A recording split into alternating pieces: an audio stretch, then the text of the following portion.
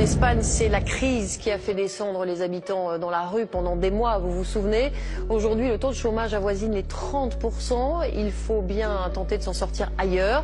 Pendant des années, les Marocains venaient chercher du travail en Espagne. Aujourd'hui, la tendance s'inverse. Ce sont les Espagnols qui émigrent de l'autre côté de la Méditerranée. 30% des taux de chômage en Espagne et les habitants d'Espagne descendent maintenant vers le Maroc pour chercher le boulot. Donc voilà, c'est ce qu'ils sont en train de dire dans cette vidéo. On va commencer cette vidéo, faites d'abord ça. Donc aimez la vidéo puisque là on va vraiment, nous voulons vraiment que la vidéo soit partagée dans toute la communauté francophone qui suit la vidéo de partout. Et pour dire que non, l'Afrique dort encore et là le monde est déjà en train de trembler. On va continuer la vidéo et puis on va suivre et on va débattre sur ces sujets vraiment capital sur l'Afrique. On y va. La Méditerranée et ils sont 4 fois plus nombreux qu'il y a 10 ans. C'est le grand format de cette édition. Il est signé Dorothée Oliéric et Jean-François Monnier. On aperçoit les côtes espagnoles à moins de 15 km de Tanger. La péninsule ibérique était un Eldorado pour les Marocains. Aujourd'hui, ce sont les Espagnols qui font la traversée. Chassés par la crise, ils viennent chercher du travail au Maroc. Ils étaient 3000 en 2003, ils sont plus de 10 000 désormais à résider officiellement au Maroc. Mais en réalité, il serait plusieurs dizaines de milliers à vivre dans le royaume chérifien. Le pays qui était l'Eldorado pour les Marocains, aujourd'hui, il devient l'Eldorado des Espagnols. Les Espagnols descendent au Maroc pour chercher le boulot. Et quel genre de travail? On va suivre. À vivre dans le royaume chérifien. Sur les chantiers de construction de Tanger, un peu partout, on voit à l'œuvre des ouvriers, des peintres, des maçons espagnols. Martine Sierra a laissé en Corogne femme et enfants, il y a 3 mois, une question de survie. Je suis venu pour trouver du travail. En Espagne, la situation est très mauvaise. Il n'y a rien. Vous auriez pensé venir ici? Jamais. Pour des vacances, oui. Mais pas. Vous savez, il y a quelqu'un qui dormait, il a dit, je me suis réveillé et dans les songes, je voyais des blancs qui traversaient la mer pour venir en Afrique. Parce que beaucoup de pays africains refusaient de donner les visas aux habitants européens ainsi qu'américains, asiates et tout. Donc je voyais des gens qui venaient d'Europe et qui retournaient. En fait, vous savez, Vladimir Poutine a dit, si aujourd'hui l'Afrique se débarrasse du monnaie français, le franc CFA, et qu'ils décident aujourd'hui de créer leur propre monnaie, l'Europe ne va plus exister. Vladimir Poutine a dit « Je n'ai même pas besoin de faire la guerre à la France. Il suffit simplement de libérer l'Afrique noire francophone. Elle s'effondrera d'elle-même, tel un fruit pourri. L'Afrique est 1000 fois plus riche que l'Europe en sous-sol, mais 1000 fois plus pauvre en développement. Il suffirait que les présidents africains créent leur propre monnaie. Je vous donne ma parole, l'Europe migrera vers l'Afrique. » En fait, on n'a plus de problème avec l'Europe. Nous d'ailleurs, on n'a pas de problème avec l'Europe. C'est l'Europe qui a le problème avec nous. Et dans cette vidéo, j'espère que beaucoup de gens vont comprendre. Il y a beaucoup d'Africains qui ont traversé la mer pour rejoindre l'Europe en cherchant le boulot. Et aujourd'hui, on voit déjà qu'il y a les Espagnols et quelques Européens qui descendent déjà vers l'Afrique pour chercher le boulot. Il y a quelques jours, il n'y avait plus les cours en France parce que le Niger avait déjà refusé. Et aujourd'hui, on a vu encore au Mali, le Mali avait décidé de ne plus donner les visas aux Français. Les Français ont fait la même chose. Je peux dire, si on regarde peut-être en France, il y a beaucoup de Noirs qui sont dans l'équipe de France. De boxeurs français sont noirs. Les athlètes français sont toujours noirs. Mais si tu regardes un peu dans le pays africain, tu vas voir que non. Là, c'est vraiment l'Afrique. Mais en France, c'est comme s'il y a l'unité. Et puis donc, tu vois. Et aujourd'hui, moi, j'ai dit, si aujourd'hui en Afrique, il y a l'unité, je vous jure, tout va changer. Tout le pays dans le monde n'aime pas les Noirs. On ne nous aime pas. Quittez quand même votre pays et allez en Tunisie ou au Maroc, peu importe, comme étant touriste. Et vous allez comprendre combien les Noirs souffrent dans ces pays-là, en Afrique seulement.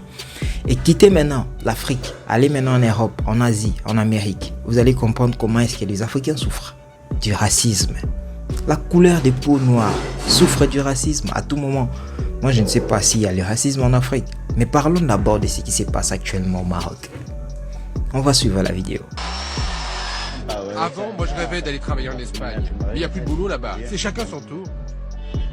Avant la crise, les Espagnols résidant au Maroc étaient essentiellement des enseignants, des diplomates ou des hommes d'affaires. Mais le taux de chômage de près de 30% en Espagne et de 55% chez les jeunes a changé la donne. Massimo, lui, est diplômé d'architecture. Il a trouvé ici un emploi bien rémunéré, mais il constate l'arrivée d'immigrés d'un nouveau genre. Avant, les Espagnols arrivaient ici en terrain conquis. Ils étaient convaincus qu'ils pouvaient s'acheter le Maroc. Et maintenant, ils viennent ici pour demander de l'aide et acceptent de travailler. Vous savez, nous les Africains, quand on part en Europe, on nous regarde avec les pays genre compliqués et tout. Mais là, les choses ont changé.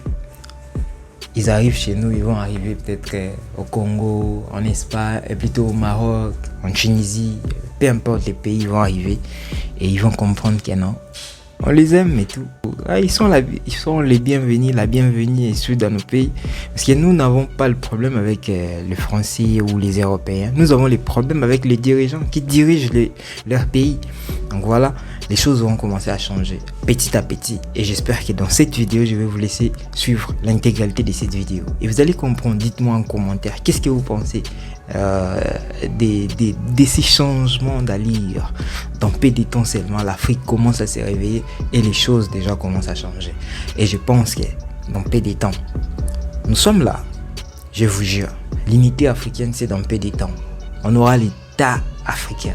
Et quand on aura notre propre monnaie, on n'aura plus les francs CFA, on n'aura plus les francs SECO, on aura les francs guinéens, on a les francs ici. Quand vous avez les francs africains, tu quittes par exemple le Congo, tu pars acheter avec le même billet au Cameroun ce que tu veux acheter. Avec les mêmes billets, tu pars acheter en Côte d'Ivoire ce que tu veux acheter. C'est ça maintenant que nous voulons en Afrique. Et c'est par là que l'Afrique va commencer à changer. J'espère que cette vidéo va toucher les cœurs de beaucoup de gens. Déjà, les choses commencent à changer, petit à petit. Nous ne refusons pas le blanc.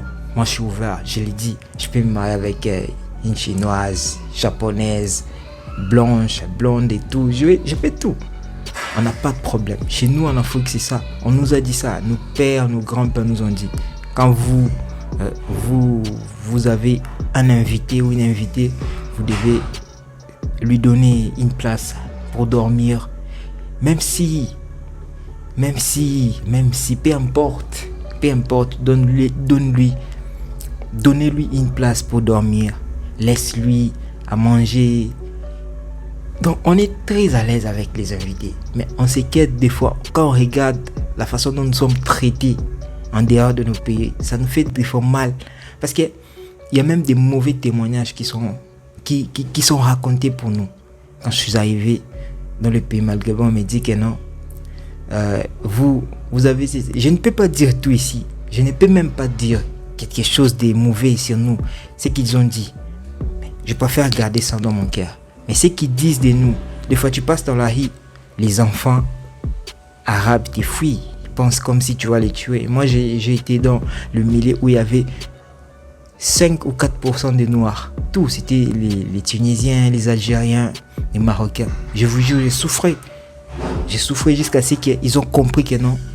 J'ai aussi une manière de vivre. Et j'ai compris même la langue qu'ils parlaient. J'ai commencé vraiment à me cultiver avec eux. Et ils ont compris que non, c'est une bonne personne.